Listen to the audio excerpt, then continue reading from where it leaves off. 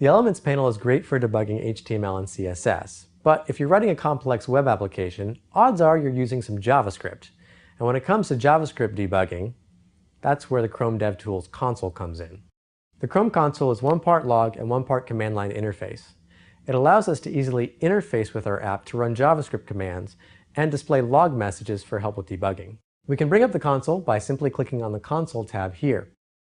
On the command line, we can write any JavaScript we like. As you can see, I can even press Tab to do some autocompletion.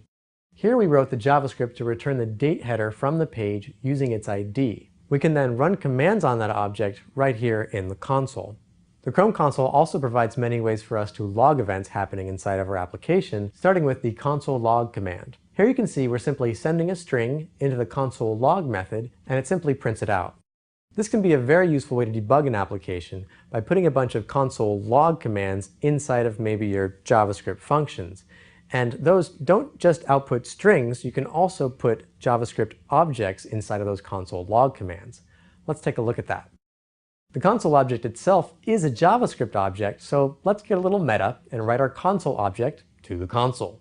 As you can see, the console object is displayed in a tree-like structure that looks similar to our DOM in our Elements panel. If we expand the prototype, we can see all of our console's available functions. There's a bunch of helpful methods listed here, and you can learn more about them using the link underneath the video. But let's take a look at the assert method, which should look familiar if you do a lot of code testing. If we pass a true Boolean expression to assert, such as asking, is 1 equal to 1, it will continue on without raising an error, as you see here. But if we give it a false expression, it's going to raise an assertion failed error.